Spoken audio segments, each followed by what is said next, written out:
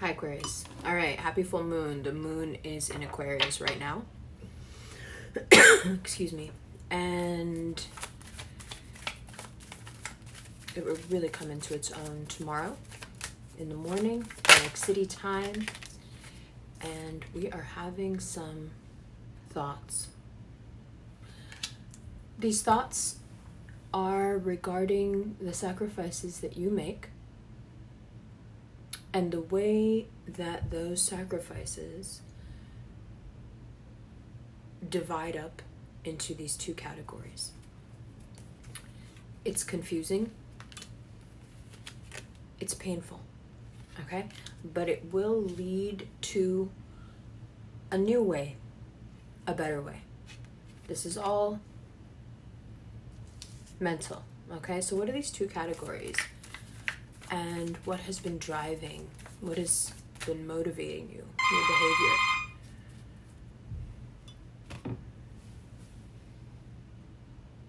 I have some idea of who that is, and I was just thinking I wasn't going to have any surprises for this full moon. Okay.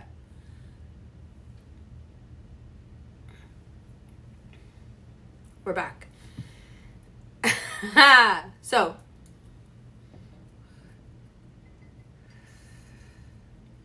let's continue. This guy here in the red shoes.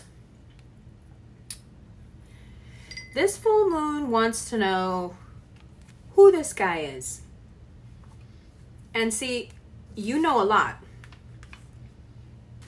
So you've been trying to act pretty confused. You may have even been getting into it with your partner if you have one. You may have been getting into it with your imaginary partner who hasn't shown up yet, so they're not actually imaginary, you're calling them to you. You have tried to see if you can assign some blame somewhere. You want there to be a boogeyman. Someone who keeps you motivated to keep the harmony and balance for others. And you're like, Umber, this doesn't look like that. Well, for you it does. Because if you do this at personal expense, if you do this at the expense of your own growth and development, which only happens through a very creative form of risk-taking that only you understand, if you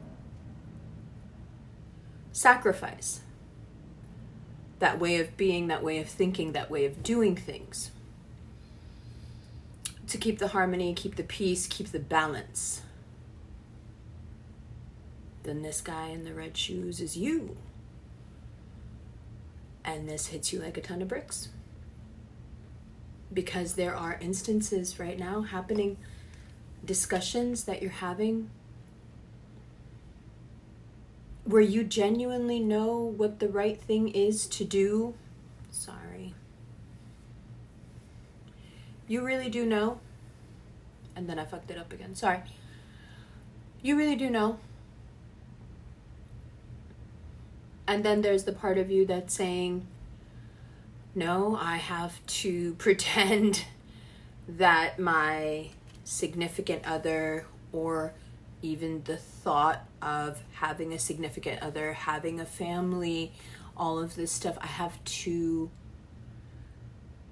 pretend that that means something and should be taken into account right now, even though it doesn't. I know what to do. I know what the right thing is. I can think my way out of this, but I don't know if I can think for two.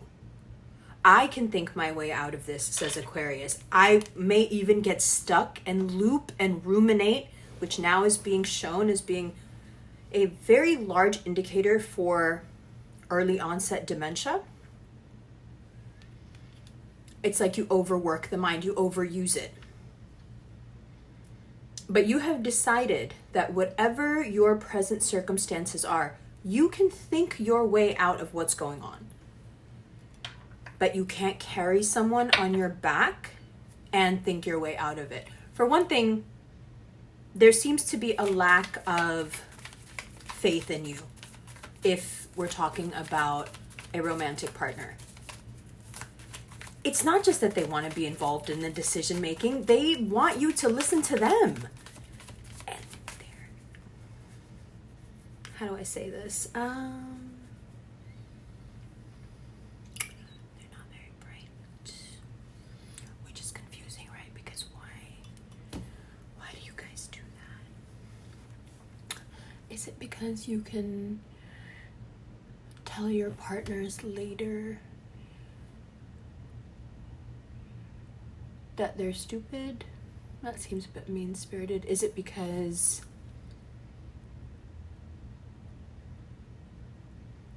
you're not realistically waiting around to find someone as smart as you because you think you'll be waiting forever? Is punching down always just something that's going to happen in an Aquarius relationship because everyone is inferior? Is there a way, for example, for you to joke in relationships without you punching down? This is what I'm trying to figure out. Do you undersell yourself? And do you go below your league because everything is essentially like you're out of everybody's league anyway? I don't know what it is, but it all works. And it's okay because it gives you boosts of confidence, and usually people who are with you tend to have a trophy-like relationship with you, so it works for them too because you're great and you look great and people are, noticing you, and you have this way about you that people want to talk to you, and okay, so it's working. It's been working, but it's not anymore. Something is nagging you. Because how many times do you not take the road of creative curiosity? How many times do you not take the road less traveled before the road less traveled just disappears? Now, that would be okay if your whole personality wasn't the road less traveled. Then it would be fine. But for you, consistently making the choice to keep the peace and the harmony and be a square has led you to a very critical point here. The full moon is like, I haven't been gone that long. What the fuck have you been doing? Do you want to explain yourself? Like, because you're not... Some of you are pretending to be Stepford wives. Some of you have decided this is the moment that you're going to put all your artistic pursuits aside and go be a buttoned up something or other. I was going to say real estate agent, but Aquarians actually make great real estate agents because it's a very creative job. In fact, you have made decisions, grown-up decisions, yes? Grown-up decisions that say, I will take the right road. I will do the right thing. I will be more stable because that will bring stability to all the elements of my life that other people latch their wagons to, right? Hitch their wagons to. Now, how does this work when you start to see some imbalance in your monies? For those of you who are dealing with a partner where a lot of these conversations about listen to me, I know what I'm doing, and you're like, you have no idea what you're fucking doing. A lot of these conversations are about money. So now you're having to, you're thinking that the best way to deal with this is to be just really grown up. Okay, now it's time to grow up. Now it's time to essentially stop being myself.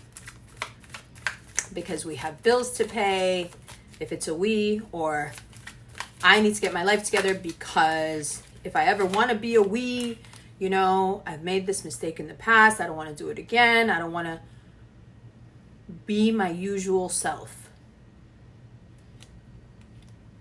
One fine day, Michelle Pfeiffer, George Clooney, her mom told her to not be her usual self. And she says, and then I was my usual self when her mom says it to her, she acts like she doesn't know what it means. But when she recounts it, she's so angry with herself and she knows exactly what it means. And the moral of that story is that when she acts like her usual self, George Clooney falls head over heels in love with her. So even though everybody tells you not to be your usual self, and you have decided for the past half of a month to not be your usual self, it's not helping. Actually, it's not helping the situation. It's not helping whomever the person may be. Friend, lover, family member, it doesn't matter. And it's not helping your financials either. It's not helping anything for you to be this way, but it is sustaining a false sense of harmony and balance. It's definitely doing that.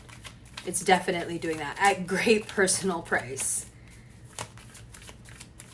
There is a high price being exacted here, and there's so much regret around it. So if now you're regretting the person, the job, whatever, because it's taken so much, it feels like it's taken so much from your spirit, right? If you're at that point where you're like, ugh, don't even worry about it because things are gonna get great. It's just that when you're not being authentic, you know how the universe treats you. You guys have to do it. Even if the rest of us play around, you guys have to do it. We need you to do it because you're the most forward thinking. So when you start conforming, collectively we suffer. So if it feels like, because this is messy, right? Let's just put these wonderful 3 cards aside. This is messy. If it feels like you can't navigate what's going on right now, if it feels like you have tried to do things this way and it didn't work, and now you're terrified to try your way because what if it doesn't work? You're afraid of what you might lose in the process. Some of you are afraid that you gambled on something, a relationship, a person, a job, and it's just not turning out any way that you thought it would. Especially bottom of the deck here, relationships, it's not too late at all, whatever's going on in your relationship, to turn it around. But I think it's very difficult to turn things around from a place of powerlessness. I think once you remember who you are, balance yourself out a little bit, very necessary. This is very imbalanced over here. Balance yourself out a little bit. I think you will start to reconnect with this receptive energy. Get back to yourself. Because this cup here, this vessel that is you, it needs some care. To play all these different people, to satisfy all these different requirements and these different versions of yourself that people have in their heads, you've been putting forth so much energy. This has become very expensive. And when something becomes energetically very expensive, it usually becomes financially very expensive as well. So there is an element to this of, there's a real world pressure. I can't, this job, this friendship, this family member can't keep doing this because I am running out of funds. This is ridiculous. So you're allowing something that is against your better judgment in such a pronounced way that when you finally just cut ties and move away from it or come to a resolution about it, which is very strong, Queen of Swords, I know what we're doing, we're going to do it this way, and that's all there is to it. When you take charge again, things fix themselves very quickly. Because let's not forget, your test is not one now with Pluto in your sign that keeps you on your knees. This is about battle testing you. This is about you coming out of the fire, knowing exactly who you are, exactly what you're capable of, and exactly that, and capable, knowing that you're capable of bringing that harmony and that joy to everyone that you feel made to do. Pluto's not here to destroy you. It's only here to destroy the kind of saccharine, artificial versions of you that you have created, these avatars that you have created and employed throughout your life to keep you safe. So whenever I, for example, meet an Aquarius who's still in their like glittery holographic phase, usually to me what that means is that they had to constantly reaffirm or remind their parents, or at least one parent, that they are a child and that they were not ready for the oversharing. You know, that emotional incest that can happen with Aquarian children, where they'll tell you too much about what's going on in their lives. They'll tell you about their sex lives, for God's sake. Like, parents really cross boundaries with Aquarian children because you are so... I mean, geez, people want to talk to you, but you're also really smart, even when you're little. So it's like, you know, if you kind of got like a moron for a parent, you're already smarter than that parent by the time you're like 6, 7. So of course they're talking to you. They can tell you're smarter than them, but it's also completely fucking you up, right? So whenever I meet an Aquarius that's gotten stuck in that like purple glitter holographic phase, you know, everything you have is like purple or glittery or holographic.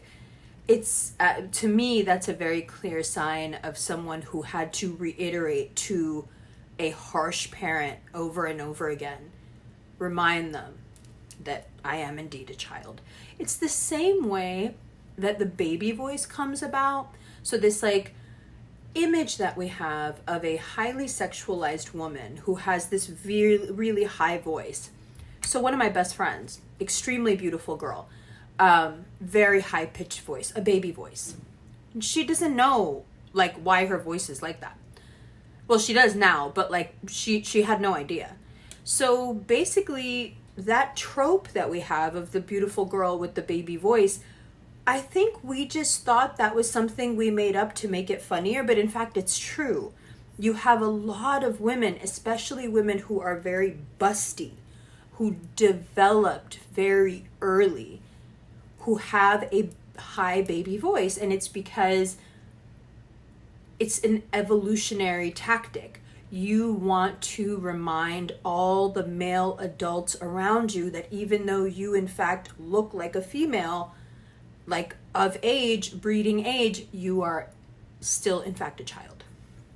So it's a way to reiterate to the parent, to the uncles, to the God knows who the fuck ever, to the weirdos, you know, I'm not on the market, right? Leave me alone. So in the same way, Aquarians can have that stage. You know, it's akin to the holographic print stage. Then you can move on from that to the Aquarian who is now, internalized their pain and has found a way to somehow carry what has happened to them on their back, like something they have to do penance for, they have to avenge. And even if they did whatever the circumstance was that was really stressful, tragic, even if they did everything right, even if you did everything right in that situation, you may find fault with your intentions. Things that other people except you and God don't even know. You, God, and the angels are the only ones that know, but you're still kicking yourself. Because morally, was I completely right? So you have that. You have the cross-bearing Aquarian, right? So a step up from the purple holographic print, but still completely consumed with, in a way, safety. Right? The child trying to reaffirm their immaturity in the eyes of adults is someone who is trying to remain safe, someone who feels unsafe. A person who takes these kind of huge moral judgments and places them firmly on their back as something they have to atone for, something they have to avenge, something they have to answer for. It's a highly intellectual form of looking for safety and security. You don't want to be judged by the absolute truths of the universe, and you're holding yourself to a higher standard. And that's what you tell yourself, and for the most part, most of us believe it. I don't. I'll tell you why. And then you get to the Aquarius that's figured out that life is just a creative play. Once Aquarius, the way we learn best, the way our neurons make new connections the easiest is through play. You are the smartest sign in the zodiac. You understand this. When you get there and it clicks for you that this is play, that every aspect of your life, no matter how pedantic it may seem to you, is creative and playtime, something magical happens. That rumination, it leaves. That cross on your back, the understanding dissolves the guilt of whatever it is that you're trying to atone for. That need to reaffirm that you are a child and that you need safety, you feel safe. Creativity is something that rarely happens in the face of horror. It can happen as a backlash to horror. Absolutely. And some would say the best art is a backlash to horror.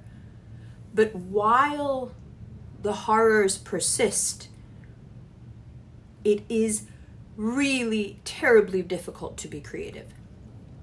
So being creative, making everything a form of play, is a way of retroactively healing this part of you that doesn't feel safe. Because now you are going to engage in something that we only do when we feel safe. And that will send the right signals to the right parts of your brain where the wrong things are going on. Not wrong, but where you're beating yourself up. Or you're, sitting in a corner in fear and you just don't want anyone to know. So for example, whenever someone says to me, oh, and they're Aquarius and they're rude as fuck. I'm like, okay, they're probably sitting in a corner in their mind. Like, if I was rocking back and forth in a corner because I couldn't get something out of my mind, I would be rude as fuck too. You know what I mean? So there's that. And then, there is that Aquarius that stays in that corner and everything they say to anyone they talk to is from that space. And their only way of really communicating is to lash out. Now, on the other end of that spectrum is most of you, which is, I really want things to be okay. Yeah, I want what I want. Yes, the things you're describing sound lovely to me, but I just really want things to be okay. I want to be able to have this surge in my personal growth. I want to be able to embrace relationships and be able to do both. I want to keep everybody happy and make myself happy is all I hear. And that's not gonna happen. You're gonna have to choose. Do you want to be happy? Does it have to be one or the other? Yeah, it does. Because one comes after the other. That's what you have to understand. Well, I can do both. No, you have to do one before you can do the other or be any good at it. The sort of harmony and peace that you build by biting your tongue and carrying a cross is the type that makes you at some point crack, and then you are just straight up nasty to people. So we just don't want to do that. It doesn't lead to anything except burned bridges. It's so much easier to understand that no matter how much you pour into other people, if you are taking it from a reserve you are not meant to touch, You are going to get angry with those people sooner or later. You are going to resent them. It doesn't matter how you feel about them. It doesn't matter how much of a good person you are. You are stealing from yourself, and your psyche knows it. And sooner or later, it's going to jam you up. And it's going to put you in a position where you have to let go of that person or let go of that dynamic, because just being around that person or being around that energy, you're losing. And if the argument here, Aquarius, is like, I love that person, or this man fucked up my hair and I should have just combed it before I got back on here. But of course, full moon bullshit. Okay. If your thing is like, no, I love him or I love her or I love them and that's why I can't, and you're just gonna follow me here. The stuff that you're not able to resolve because they won't listen to you now, do you think it's going to get better or worse?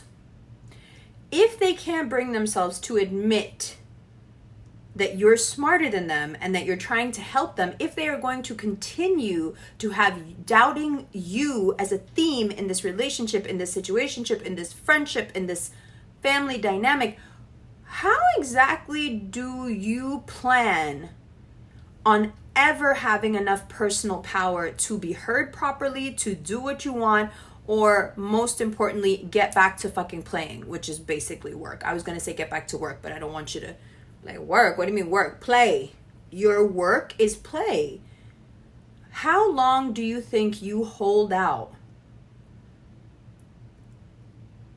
being the balancer, the peacemaker, the harmonizer? How long do you do that before you snap and people see that blade underneath that smile?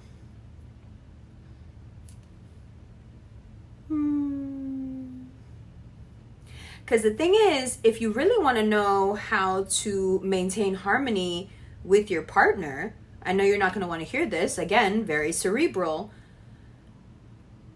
I mean, you're overlooking the easiest one. You want to have like mental powwows with this person when y'all could just be fucking.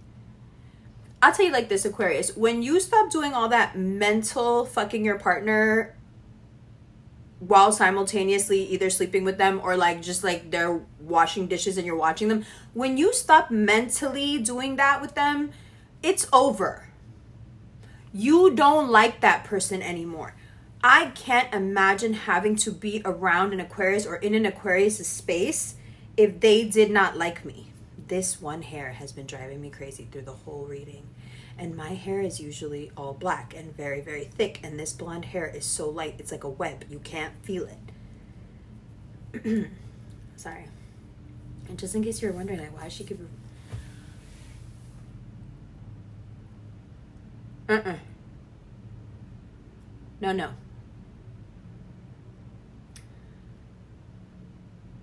Let's look at these. And I have a bunch of stuff here about Venus that I want to talk to you about. We'll do that in the preview for the extended. And then for the extended, we have so much to talk about in terms of mental health and just luck-wise, work, money-related luck. Okay? Let's see. Is there anything else I want to say to your face? Hold on. Right. So I know it's, probably beneath you. I know it's not like what you want to hear, but if you think giving up on physical intimacy and trying to talk through your problems is like the way to go, you are so wrong. There are a million different ways to keep the peace, okay? Giving over your mental acuity to somebody who's not gonna make a plan and the plan is gonna be ass is not the way. Okay, let's do the preview. I love you. Hi Aquarius, welcome to your preview. All right, so first thing we're getting to in the extended is what happens in late August, but really that first 2 weeks of September when it comes to love.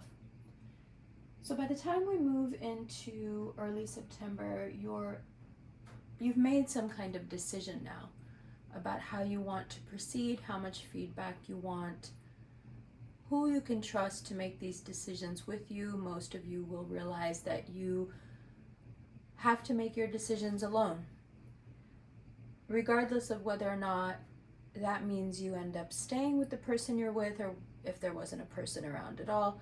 The fact is that once you've made up your mind and you feel powerful, then I think you're very comfortable with getting close to someone. So although August has been trying, and mid-August gives you a lot of challenges to work through, a lot of opportunities to embrace your power, stand in it, stand up for yourself, that fierce independence that you feel, that you cultivate in mid-August, it gives you a sense of safety that then prompts you in September to be open. Be open to meeting people, be open to renegotiating within a relationship, be open to chance. You are optimistic, you're feeling good, you're feeling secure enough to share yourself with somebody. And if you're thinking, yeah, no, I'm nowhere near ready to do that.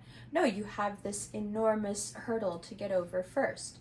Of course, this is all predicated on the idea that you first gain back this, what Tony Robbins calls personal power, what the Chinese call qi, what the Hindu call prana. People refer to it as life energy. It's only when you confront the weaknesses within yourself that keep you in a state of giving away your power. It's only when you tackle the issue that we spoke about at length in the general that you're able to reach a place of comfortability with another person, like for real. You know, because a lot of what's going on these past few months has been, oh, I like being close to this person, it's so great. And inside there is this level of ick and cringe. And what's so great about September is that I think you realize that the ick and cringe wasn't them. It was how you were acting around them.